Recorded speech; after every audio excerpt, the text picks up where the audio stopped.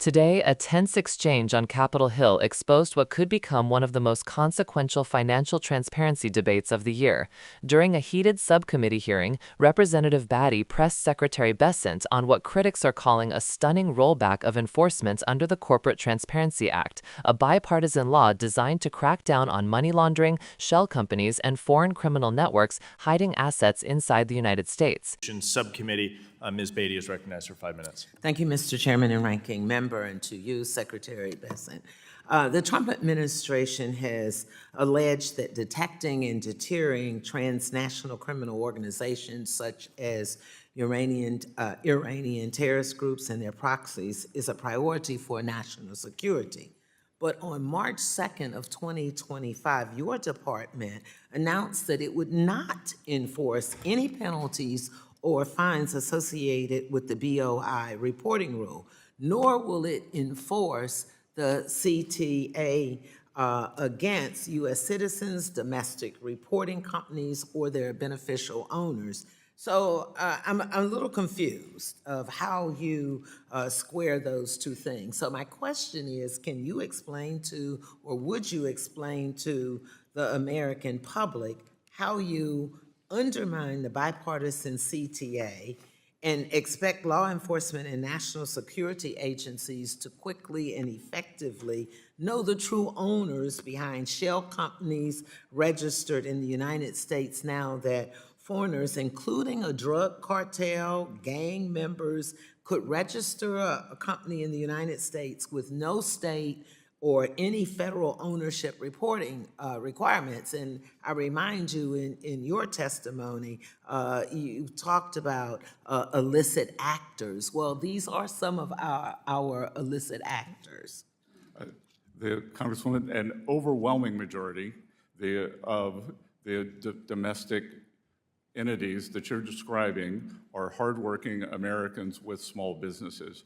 We bifurcated the bill, and any foreign entities must still file. So are you saying to me it's not true that they must file and the foreign entities must file the BOI? Yes, we bifurcated the CTA program that domestics do not have to. So maybe I'm asking it the wrong way. So it appears that they are doing it registering to avoid the transparency of who the companies are. I'm not sure what your question is. I'd be happy to answer it.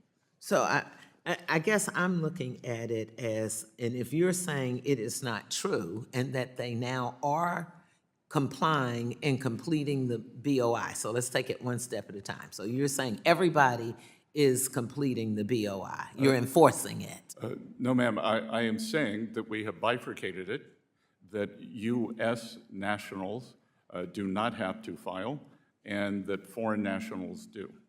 Okay, so I guess when we look at this, if we're limiting enforcements of the rule just to the foreign entities, that creates a giant loophole whereby any foreign entity can register in the United States and evade or not do the BOI reporting requirements. Well, they would be subject to they would have to come through a U.S. financial institution, so they would be subject to all U.S. institutions. Including the BOI. Including the BOI.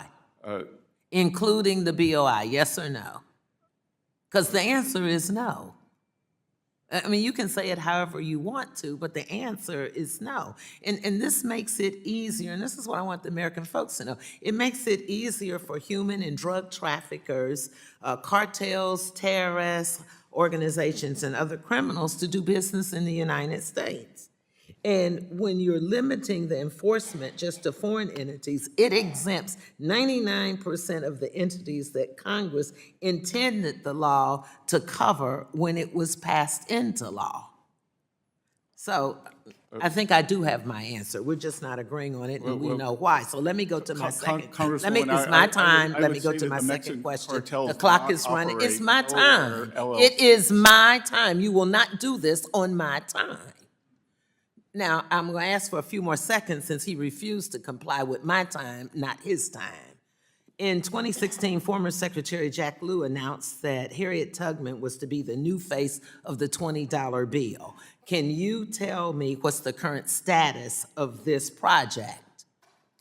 No, ma'am, I can't, but my staff will get back to you. No, I want you to get back to me. Because, see, there seems to be an issue when it comes to things that affect people of color or people who live in poverty, whether it is what you're doing with Social Security, what you are doing with restricting funds to programs. The gentlewoman's So time is I expired. want you, The gentlewoman's will time you is respond expired. to me? The gentleman from Mr. Chairman, Texas, I need the him to gentlewoman's answer time. if he will, I'm not a The staff gentlewoman can person. submit I'm not questions for asking the him record. to have his staff report to The me. gentlewoman So, can Mr. submit- Chairman, I'm addressing it to you to ask gentlewoman's him time to is respect expired. me. Mr. Chairman, The gentlewoman's I'm talking time to has you. expired. I need him to address if he gentlewoman's will time answer has me. expired. Thank you, No, Mr. I'm Chairman. not going to The gentlewoman's yield. time I'm has not expired. going to stop until you direct gentlewoman's him time to has answer to expired. me as a member of Congress. The gentlewoman's Mr. time has Chairman, point expired. of The order gentlewoman to has you. offered that she can submit Mr. questions Chairman, for the point record. of order to you. I will not stop. I will not be silent. The gentlewoman is until not you offering direct an him appropriate to answer. parliamentary inquiry. Does Will the gentlewoman you- have a parliamentary Yes, inquiry? I do. Please state the parliamentary inquiry.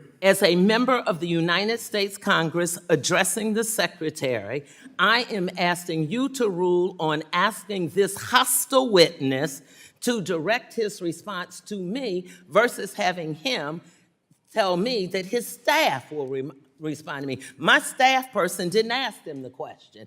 I did. The gentlewoman does not state a parliamentary inquiry. So let me ask the gentlewoman's point of time- privilege to you, Mr. Chairman, because I'm not going to stop this morning until you respond to me then, if you will direct the Secretary to respond to me as a member of Congress. Or let me ask him. It is not a Then point of let me privilege. The ask gentlewoman's him time. The if gentlewoman's he will time has respond expired. to The me. gentlewoman will he suspend. respond to The me? gentle- the- Will the gentlewoman he will- respond The to gentlewoman me will that suspend. he- The gentlewoman It can will be simple suspend. if he responds. The to gentlewoman will If suspend. he responds The gentlewoman to me, will if suspend. he will The respond to me, gentlewoman makes a legitimate request, a personal you privilege. can simply ask him to Grant respond. personal privilege. Just Personal ask him to privilege. respond if he'll respond to a member of Congress versus saying a staffer. It's simple as that.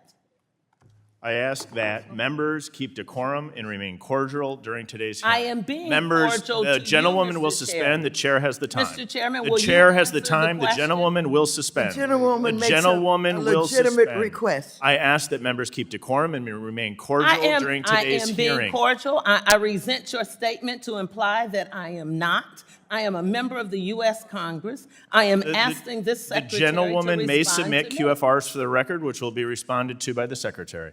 Thank The you. gentlewoman's time has expired. The gentleman from Texas, the chairman of the Small Business Committee, Mr. Williams, is recognized for 5 minutes. Thank you, Mr. Chairman, and thank you, Mr. Secretary, for being here. This may be a little easier on you here. I'll try to move it fast forward. The Chinese Communist Party has enabled their economy to serve as If you care about national security, financial accountability, or preventing foreign adversaries from exploiting American systems, this is one you'll want to pay attention to. And before we dive deeper, make sure you subscribe so you never miss important breakdowns like this. The clash centered on a decision announced on March 2nd, 2025. Secretary Bessent's department declared it would not enforce penalties or fines tied to the BOI reporting rule, which is part of the Corporate Transparency Act. The CTA requires most companies to disclose their real owners to the federal government. This may sound like bureaucratic paperwork, but in reality, it is one of the most important tools the United States has to expose drug cartels, oligarchs, corrupt foreign officials, and even terrorist groups who use American shell companies as financial camouflage. Representative Batty leaned into that point hard. She framed her questioning around a simple but serious paradox. How can the administration claim it is committed to stopping transnational criminal organizations when it simultaneously removes the very enforcement mechanisms intended to expose those networks? She pointed to Iranian proxy groups and drug cartels as examples of actors who already exploit loopholes and may now have even wider room to maneuver. If shell companies can be created without any obligation to reveal ownership, then law enforcement loses one of the few reliable breadcrumbs they have to track illicit money. Now here is where the exchange became particularly revealing. Secretary Bessent insisted that the department bifurcated the rule. In other words, domestic companies owned by U.S. nationals are no longer required to file beneficial ownership reports, but foreign entities must still comply. On paper, that might sound like a careful middle ground, but Representative Batty argued that this approach creates a giant new loophole. Because if domestic companies face no reporting requirements, then it is trivial for a foreign criminal organization to simply register a company in the United States and claim domestic status to avoid transparency entirely. This is not a hypothetical concern. For decades, criminals have exploited the fact that certain states allow anonymous LLCs with virtually no oversight. The CTA was supposed to close that chapter. Instead, this bifurcation may reopen it. Another important layer in this conversation is the reason the government created the CTA in the first place. The United States has long been considered one of the easiest places in the world to hide illicit wealth. It might surprise viewers to learn that it has sometimes been harder for investigators to identify the owner of a company in Wyoming or Delaware than in Switzerland. That is why national security agencies supported the CTA and why Republicans and Democrats overwhelmingly backed it. They saw transparency as essential to protecting the financial system from infiltration by foreign threats. By removing enforcement from millions of domestic companies, critics argue that the administration may unintentionally weaken a structure that took years to build.